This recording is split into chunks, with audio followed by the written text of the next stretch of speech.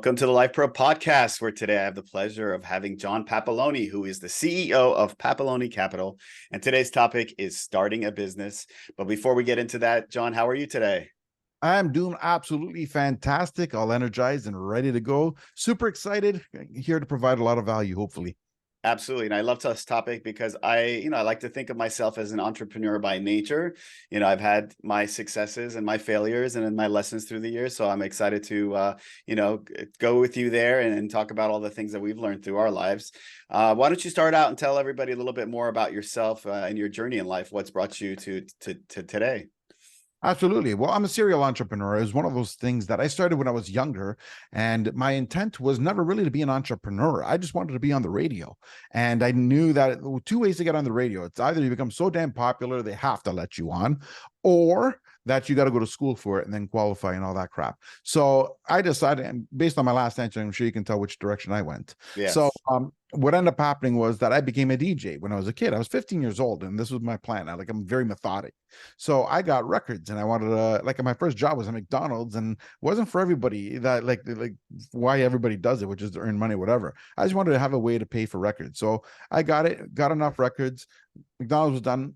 I got into the nightclub scene, built a name. I got live on radio through that. As I was playing at the nightclubs, the radio stations were live. I got to play on the radio, and as well as I did my co-op in school through that. So with that being said, so then came along my next venture, which was my marketing business. And in my print marketing business, I found a niche market through wholesaling, and I built that business to about 8 figures a year. And then I sold it in 2007. So then from that point in time, I kind of went back to the roots of being in love with radio, but this time I was going to start my own, but not the FM dial. I started an online radio. So I was a cross mix between, I had Click Radio, which was my online media, and it was exactly like the FM dial, just on the internet. And at the time you had a BlackBerry app. So if you had a BlackBerry, you can listen to it in your car. And with that being said, I also had what was called Click GTA, which was more like an online, not, I don't want to say a magazine, but it's almost like an online blog. And you can add events around the city, and you can buy tickets for different events around the city. So I kind of did those hand in hand. I ended up closing down that business in, I think it was 2010 or 11, somewhere around there, when my mom was sick throughout the whole time. So, but then my dad got sick. So at that point in time, I ended up staying home, and I actually stopped working. I closed the business for that reason. I tried 1 year of trying to get an employee run where I was not there at all, and I went from profitable to losing. I lost about $30,000, and I had to decide how long I was going to keep losing before I just cut it out. And Yeah. I thought, since I didn't know how long it was going to be out, I decided that it was time, right? Because it could have been 3-4 years, who knows, right? So Yeah. it ended up being 3-4 years, but I wasn't sure. So at that point in time, my dad went into a retirement home where my mom went, and I had to decide, what am I going to do with myself now? So I thought, my parents are landlords. I'm always going to open houses. I'm not buying, but the people, realtors there, don't know that. Yeah. So I thought, why don't I do this and find a way to make money? Yeah. So I got my realtor's license, and things progressed from there. So I got my realtor's license for about 8 years, and I decided that I got my mortgage license as well.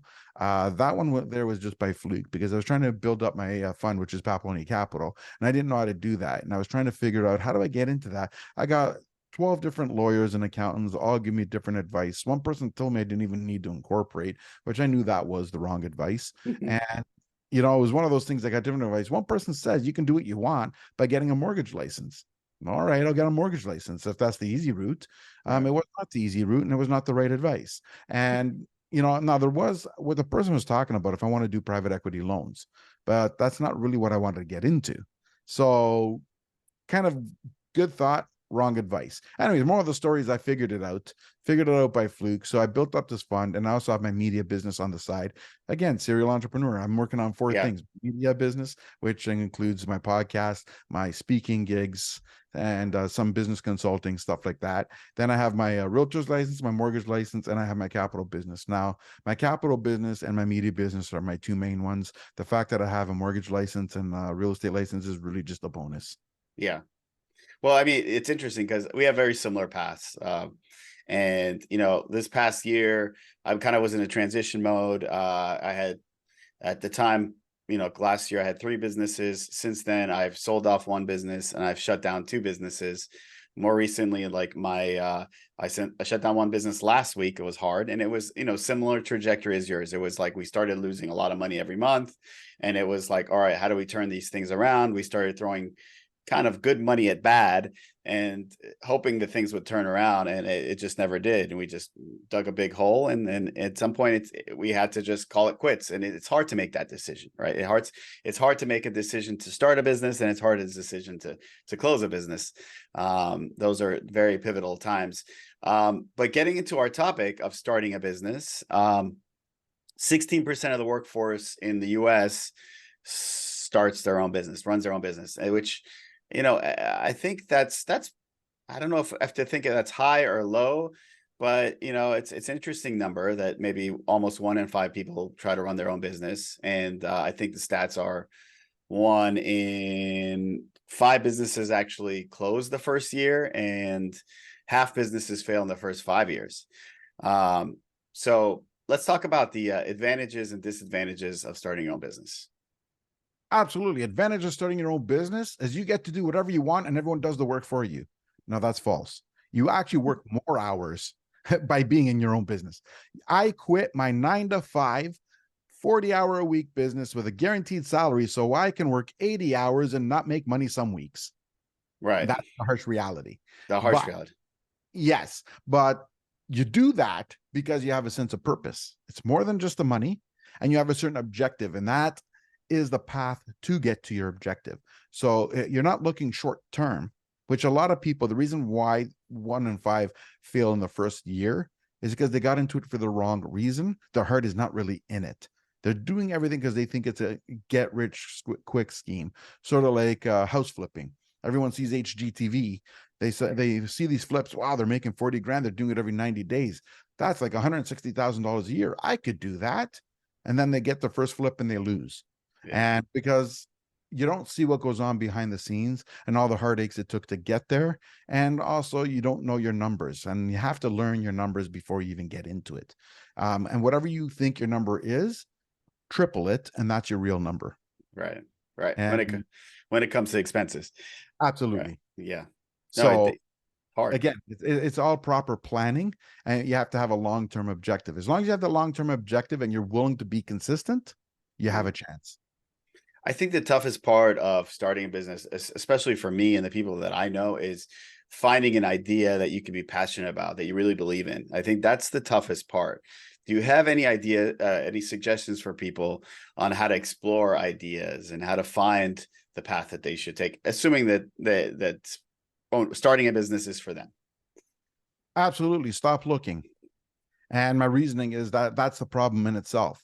We're looking for something that may not even exist. And then we're trying to find that perfect opportunity, which is no such thing.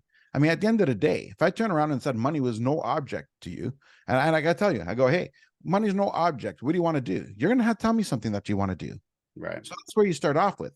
When you take that money out of the equation and you tell me what you want to do, then you find a way to make money doing that. Right. And that's the easiest way to find your passion. Yeah, but it's tough. Sometimes we feel the pressures of paying expenses. You have a family, you have a mortgage, you have kids, and you're like, you have a number in mind, like I need to make X number of dollars, and there's all this pressure. It's hard. It's really hard to relax and let it come to you. It's hard because we complicate it for ourselves, because it's really, you know what, a lot of the people say, oh, I want to be in a safe spot. I don't want to take any chances. Like you said, I got family. Guess what? Doing your 9 to 5 is the most dangerous thing you could possibly do, because at the end of the day, you're going to work there. You're going to dedicate yourself for this company who all they care about is dividends and shareholders. And what ends up happening is you're going to become 55 when nobody wants to hire you. And they're going to say, guess what? We expect to make 5 billion. We only made 1 billion. You're fired.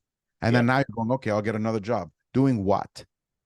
Right? So you can't just blindly, arbitrarily get yourself into some situation and think it's safe because they're paying you this week.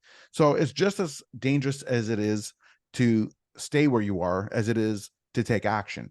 So my advice here is, what you want to do is, if you're in that situation, like you said, where you have your family and you're worried about that, there's no reason you can't start your passion part-time.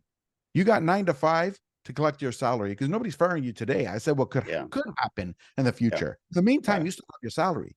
So Yeah. keep that going, support your family with that, and then start your passion, maybe doing 3 times a week, 3 hours a night, each for 3 times a week, just like going to the gym, except do this instead of what you do at the gym, which is give up. Yeah. Actually go do it 3 hours a week, 9 hours a week, and you start building momentum. As you start building momentum, you increase your time.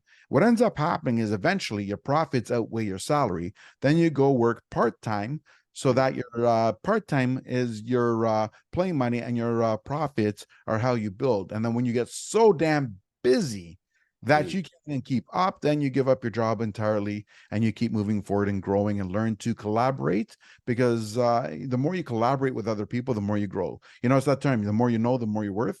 And, Yeah. and that's the same thing. It's like your competition isn't your competition. Your competition is your opportunity to meet and grow and network. Yeah. The faster you learn that collaboration over competition is the winning solution, the faster you can grow and the faster you can build. And eventually, you can grow through either natural growth through consistency, or learn to acquire. Acquisition is the easiest way to grow. You find somebody who's either at your level, slightly better, or slightly under, not a lot, just slightly is the key word, and you acquire them, and that you instantly double your business. Yeah. No, I have to preface this by saying 100% agree with you. Start small, fight your battles, but there's an argument to be made as far as like focusing on something and putting 100% of your effort behind that goal. So what argument do you have for that? I mean, is there an argument to be made for focusing 100% on something to make it be successful? Absolutely, there is. I mean, right. If you You want the most chance for success. If you have a kitty in the bank and you have 6 months of supply, and do you it. can survive 6 months without an income, quit your damn job Yeah, and then go all in. That's absolutely. that's the easiest way to do it. Yeah. But that's also the scariest way to do it. And that scariest way to do it sometimes, as much as that may be the right thing, sometimes doing that the right thing, people won't do it. And that'll be their obstacle for not doing something. So I'd rather you start slowly and build than to just to come up with and say, I have an idea, live miserably and never do it. Yeah. Absolutely. So starting a business is not easy. And we talked about 50% of businesses fail in the first 5 years. I'm a huge Marcus Lemonis fan. Are you familiar with Marcus Lemonis? Not offhand. Well, he has a show on TV on CNBC, and he basically comes in and helps restructure, invest in businesses that have potential. And he preaches the 3 Ps of business, which are people, process, and product. So let's talk about, you talked about it's important and crucial to know your numbers, right? To understand where your revenue and expenses and your profit margins and having your niche. Let's talk about the 3 Ps. Like I found that, having the right product obviously is very important. Building a process is super important, and I think most of all is having the right people is really what makes or breaks a business. So let's talk about your experience with the 3 Ps. Look, one thing I've learned is the people are the most important.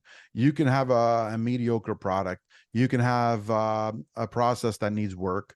But if you're in the right room with the right people, they can help you correct that. They can help you grow. They can help you build, and they can support you. Because too many times we try to do everything by ourselves, and by trying to do everything by yourselves is the whole reason why you have everything else that's mediocre.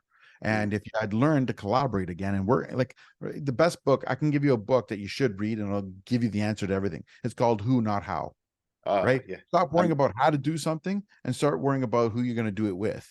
that's And yeah, I'm sorry to interrupt, but I'm reading that currently. So it's funny you brought that up. yeah, absolutely. Right. Like it is the true thing, right? It is, you can't become a billionaire hanging around with a bunch of people who just went bankrupt. Yeah. Right. And it's not saying that billionaires are going to hang out with you when you're starting. But the Right. point I'm getting at is the fact that you always want to be the dumbest person in the room. The minute you're the smartest person in the room, you're in the wrong room. Mm. And I'm not saying that means you go in and, all right, this person doesn't fit my thing. He's cut off. I might have known him since grade school, but screw him. I know that's not what I'm saying. What I'm saying is that you got to position yourself and the people who can help elevate you. And if there's somebody who's negative, and those people who come around saying, oh, the problem with this, the problem with that. And the problem is that you're hanging out with that person who has a problem. Because no matter what solution you provide, there's a problem. And that'll always be the case because that's who they are. What you got to do is, again, if it's somebody close, doesn't mean you cut them off, but you limit your time. So you get limited exposure to that. And you get around people who can help you and encourage you. When you're sharing your idea with someone, you're not looking for how great of an idea you have. You're not looking for an attaboy, and a pat on the back. What you're looking for is an objective opinion or objective, thought that can actually be helpful. Like maybe, get an angle that you never thought of. But I mean, a constructive criticism, I think, is what they call it. And that's what you're looking for. Or, you're looking to see if the person has interest in it themselves, which kind of gauges where your target is. So you're looking for people to elevate you and help you.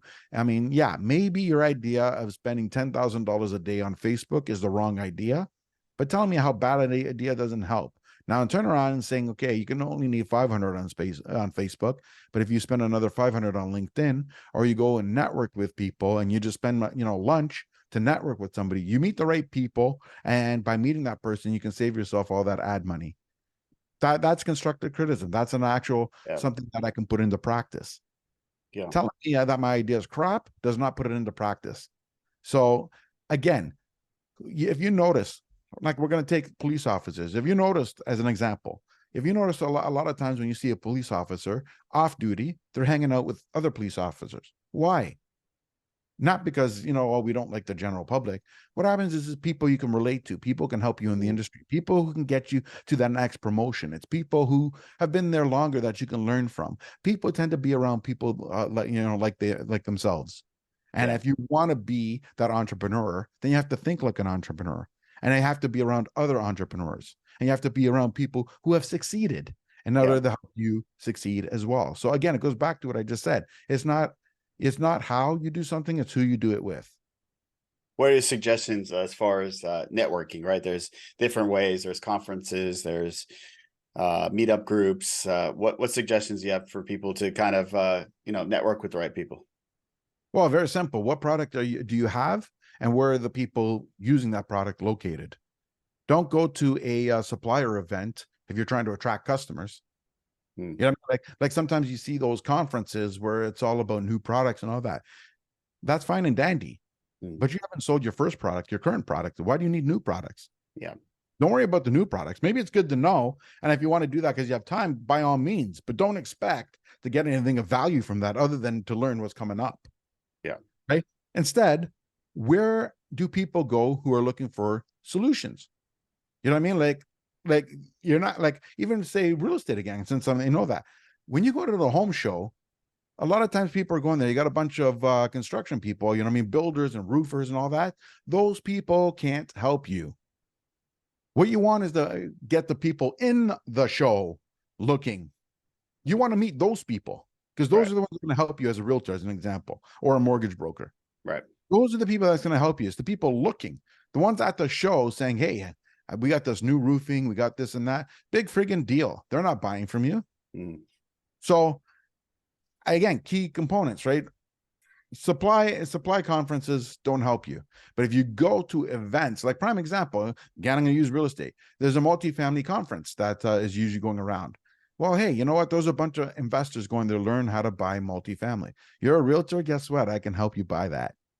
Right? Because I have the inventory, I know where they are, and I can help you find that inventory and get some off-market deals. Are you interested?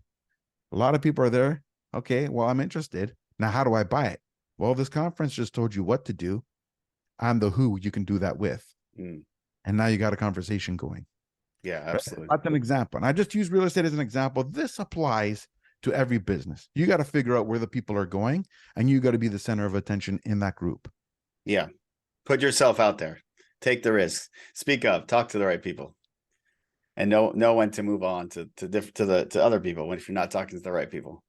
Well, here's the other point. You just brought up something. Now everyone believes that you're there to convince people that your product is the best. You're not going to convince anybody of anything. When was the last time somebody knocked on your door and said, I got the best product, and you go, I'm not interested? How many times have they talked yourself to death, and all of a sudden, oh, you know what? I'm glad you talked to me because you changed my mind. I am now interested. I'm going to bet that 99.9% of the people who watched that said never. So if that's the case, why do you think you're going to convince somebody? Right. You're not looking to convince anybody. What you're looking for are people who are looking for your product, just don't know who to go to because they don't know who to trust. Right. Yeah. So we talked about people a little bit, and this has always been, a fascinating topic for me as far as, within my network of friends. I have friends that are their business. Basically, they they run the business rather than owning a business. So let's talk about the difference of being basically on the business or in the business. I guess is better wording. Well, if you're in the business, you basically bought yourself a job. Yeah. If you're working on the business, you're looking for growth and you're looking for scaling opportunities. And you're Yeah. not going to learn to scale if you're still doing production. I think it comes down to trust, right? Like you have to be able to trust but verify, I like to say. Right. Well, I believe that lack of trust is something internal within yourself, not necessarily the people working for you. Because most likely you hired somebody, and if you hired the right person, why don't you trust them? What have they done to you to make you doubt them? You're taking your experience growing up and you're seeing all the negative that happened around you, Yeah. and you're taking it out as if it's everybody else that does that. At the end of the day, if you can't trust the person that's working for you, you hired the wrong person. So, very simple. Look at your staff, find out who you can trust, look at the rest of the staff and fire them. Because if you can't trust them, they shouldn't be working with you. Right. That's really that simple. Because a bad staff person is like cancer, it spreads like wildfire. And what you want to do is weed them out before they destroy the rest of this company. Right. And, hire slowly, fire quickly. Yeah. I love So, that concept. I 100% agree with, and you learn the hard way, right? You learn by experience it. And I think that's the epitome of this, right? Like if you really believe in what you're doing and what you're starting as a business, um, you'll do whatever it takes to be successful and you won't let anybody stand in your way. But absolutely. I Now, also, I go want I ahead. want to bring up one point here is that nothing in life is going to be perfect. Nobody's going to be you, but you don't need that. What you're looking for is somebody who's going to do the best they can. It's going to be good enough. Too many people strive for perfection. You're never going to get there. You're going to get outsold by your competition because you're still trying to be perfect. So get good enough and improve each day. Eventually, you'll have a winning system that'll Yeah. please more people than not. Yeah, and I think that's key, right? Like when you're starting out, you want to make progress every day on a business. And once you've plateaued, you want to keep changing and keep improving and getting it ahead of your competition because there's always somebody there to take your spot. There's always somebody to look into, especially when you're successful, you have a bigger target on your back. But when you're not successful, which, starting a business, you are going to hit roadblocks. It's inevitable for every business, right? And it's inevitable to get discouraged and want to fold, even though you believe in something. Times will get rough. What advice do you have for people that hit those roadblocks? And you've probably been there with businesses, right? Like maybe second guessing yourself. Maybe it's not for me. Maybe I can't do this. Everybody goes through that equation, and if you're willing to give up that quickly, don't even start. Just keep your 9 to 5, keep your looking forward, and don't worry about it. The faster you can drop it, the faster you can give up on it and put it out of your mind and just say, this is what I want, the Yeah. faster you become happy. Now, Yeah. if you're looking at that and going, well, no, I'm not going to give it up, that means it's because you really want it. And if that you're one of those, then you got to keep pushing forward. A lot of times what happens is we feel defeated like that because we're trying to conquer the world in a day. What Right. happens is break down your goals, break down your steps each day into small little chunks. Celebrate the small wins, Mhm. and you're not going to win all the time, and just realize that and understand that. Now, be grateful for the wins you do have and keep moving forward. The more small wins you have, the better you'll feel about it. And just learn to, you have a bad day, you have a bad loss, no problem. Go home, have a beer or a wine or whatever, or water, and then, or coffee, whatever it is that your vice is, have 5 minutes to boohoo yourself and then move on and never think about it again and move forward the next day, going after more small wins. Eventually, what you'll notice is you have more small wins than losses, and that in itself will help you get past that hump. Yeah, absolutely. I agree with that 100%. Um, one question for you. So when starting a business, should you always have an exit strategy in mind? No. Okay. If you want to exit, that means you don't really want to do what you want to do. Why would you want to leave something that's working well for you? Right. Right? It's like that saying, go big or go home. Why the hell would anyone want to go home? It Yeah. should be go big or go bigger. But that's the complete opposite of what's happening these days, right? With all these VC firms, it's all everybody's just looking to, none of these major companies are making any money anymore. It's just about building net worth of the company or the worth of the company and selling. So it's kind of counterintuitive to what's actually going on. But that's because that's what's in the forefront, and everyone's paying attention to the news. Everyone's paying attention to the big bad old media guys. Ooh, watch out! Because you know what? If I turn around and tell you Apple's doing really, really well, that's not news. Who gives a shit? You expect them to Right. be doing well. Pardon my language. But I mean, they're not doing well. They had a bad fourth quarter, but that's not the point. The point I'm getting at is saying, hey, Apple had a terrible fourth quarter. Sales are down. The iPhone didn't sell as big as they planned. They're talking layoffs. That'll sell more papers, Yeah. so to speak, right? That is way more attractive. Now, Mhm. again, you got to shut out the noise, look forward, and again, remember your values. This is what it comes down to, because there are a lot of people making money, right? Look, I'm going to use real estate again because I can have live examples. Now, give you an example. There's interest rates are at an all-time high. I believe the U.S. is 8%. Here in That's right. Canada, it's about 7.25. We're slightly lower, but not much. And where I'm going with this, so now that looks like doom and gloom. Who, people's mortgage, when you had 2.4%, your mortgage was 2,000. Get prepared, it's going to be 6,000 soon, and that's doom and gloom. Well, that's it. I can't even sell. I'm going to lose money. Blah blah blah blah blah. Well, if that's the case, you know what? I have people buying homes for $29 million. So does that mean everyone's doom and gloom? No. No. That means small percentage or a certain percentage of people are doom and gloom. So stop looking at the people losing and look for the people winning and figure out what they're doing and figure out maybe what you have to do is change your market. You're not going to get a bunch of people who can't pay their bills because their salary's being eaten up by the new interest rates. You're not going to get them to buy. They don't have money to buy. So you Right. figure out who's got the money, figure out those who's got the money, who has the disposable income, and figure out ways to service them in a way that they're going to be willing to buy your product. And if you find that person who can afford it, then you're going to continue making sales. Right. Everyone you're seeing now that are losing, they're caving to the bad news media and they're preparing, they're watching out. But, look, a lot of people are going to watch out now and then they're going to try to get back in, and they're going to get back in when it's already peaked again, and they're going to go back to losing money because they'll make money because it'll look good.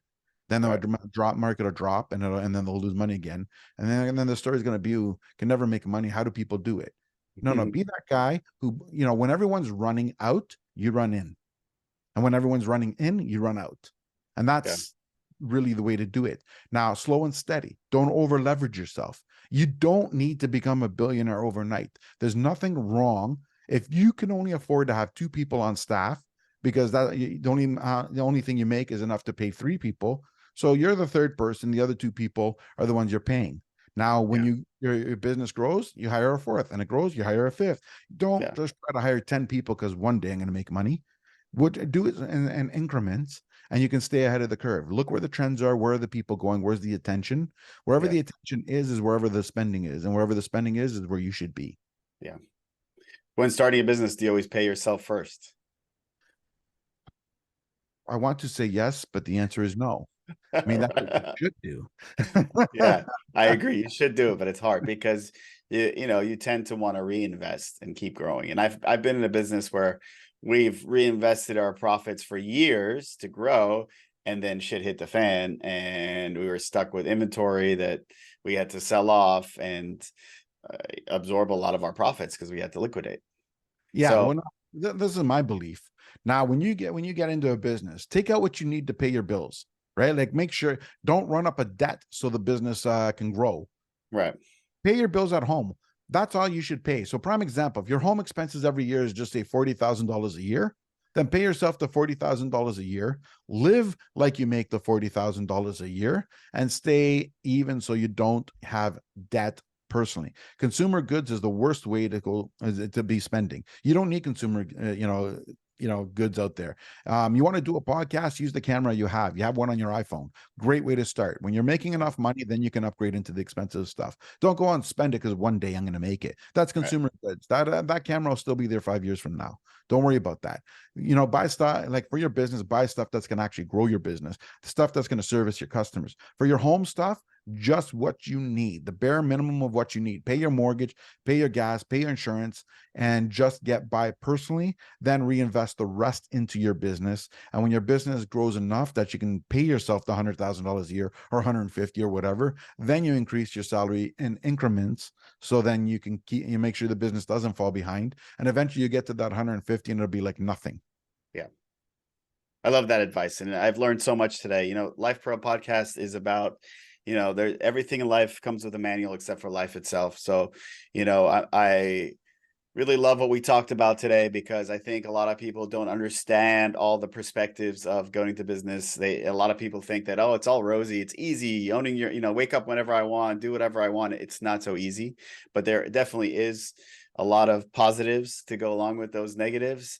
So I've learned a lot from you, from your experience, and I'm sure everybody listening has as well. 3 questions I have for everybody that's on my show is, what is one thing you want to teach the world? Does not have to be related to the topic. Well, that's very simple. Learn to collaborate. Don't be afraid in partnerships. Here's another point, right? So many people want to build the business because they want it all mine. I don't want to split it. I'm willing to sacrifice. And reality is that's small thinking, and you're going to grow 1% at a time. With 2 people working together, with 2 people putting in the value, what ends up happening is you're not doubling your output. Most times you find that when you get 2 people or 3 people working together, you're tripling or quadrupling your value.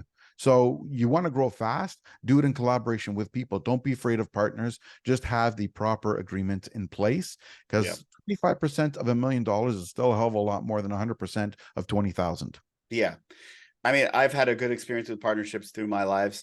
I think that the problem is equal work. Everybody's responsibilities, making sure that everybody's fulfilling their obligation. And like you said, in the agreement, there must be consequences for not performing what's responsible for you. I've had a partner that, just didn't show up, it wouldn't come to work. So Yeah. we had to provide some sort of measures to balance it out. And it worked out for a while until things were rough, and it didn't work out. And that's why we moved on. But I But agree with you. I what I agree with want you. to say is that I mean, when I said it, no exit plan, I mean no exit plan to sell a business for the sake of selling it, just to get out. Yeah. Now, when you have a partnership, there has to be contingencies for exit should something happen. Right. Also, if everybody wants to be a graphic designer, that's a bad business partner. What you want to do is get partners that do the stuff you don't want to do and that they love Comparable. doing. Yeah. So you got to get ones that complement. You don't need Yeah. a design company doesn't need 4 graphic designers, but it needs a Yeah. salesperson, it needs an operator, it needs 1 graphic designer, and it needs 1 bill collector, we'll say. Right. Yeah. So like you have different roles. And as long as each business partner has their own roles and want to do it, then it's Right. something that can work together. Yeah, and a partnership is not always the answer. Sometimes you can just hire people to fulfill those roles. So it could be unique to your industry, but I found that when you align goals, if there's incentives for people to work harder, then they will, right? So if you have equity in a business, whether it's profit share with your employees or profit share with a partner, everybody needs incentive. Otherwise, they'll give you the bare minimum. Yep. Yeah. So is there, we talked about Who Not How as a book that inspired you. Is there another book that maybe changed your perspective on life? Absolutely. I love the book done by Darren Hardy called The Compound Effect. And it's a lot of what we've been talking about. It's really Yeah. about taking any idea or anything you do and just doing little increments each day consistently. And you Yeah. get the compound effect of that consistency building each day. A Yeah. little ends up turning out to be a lot. Yeah. I'm in the process of starting a new business, and that's my commitment to myself is, even if it's a little step, even if it's an inch every day, even if I'm working on the business plan, move it forward. That's all as long as you're moving forward, you'll get there. And having the patience and the thought process, and like you said, networking with the right people, reading the right books, going to the right seminars, listening to the right podcasts, all the things that you can do to engulf yourself. And, you know, like you said, knowledge is power. Knowledge is everything. Like if you don't know your numbers, if you don't know the right people, don't know the industry, you're going to fail. So I best got you can do to go ahead. like a lot of times, don't try to become 100% better at something. Your biggest like a lot of times people worry about the competition. I'm here to tell you, the only competition you have that matters Yeah. is you. Who you were yesterday is what matters. That's your competition. Because even if you get 1% better per day, at the end of the year, you're 365% better. Right. And that's the thing. So as long as you look at yourself as the competition and you just want to be a better you every day, Yeah. everything else will take care of itself. Yeah, absolutely. And if it's possible, you can do it, whatever it is. Exactly. So how can people get in touch with you, John, or follow you? Absolutely. You can follow me on Instagram on my name, JOHNPAPALONI, or just visit my website and it has all the links there at johnpapaloni.tv. John, this has been super fun and enlightening. Thank you. Like you said, if you follow your passion, which I know you are, because I can tell by everything that you are saying and the passion that goes behind your words, you know, I think both of us are doing what we love. And, you know, that's probably most important, more than money and anything else. The money will come. You got it. Take Thank care, you. John. Thanks. I want to remind everybody, like, follow, and share. Help us spread the word. Bye, John. Bye bye.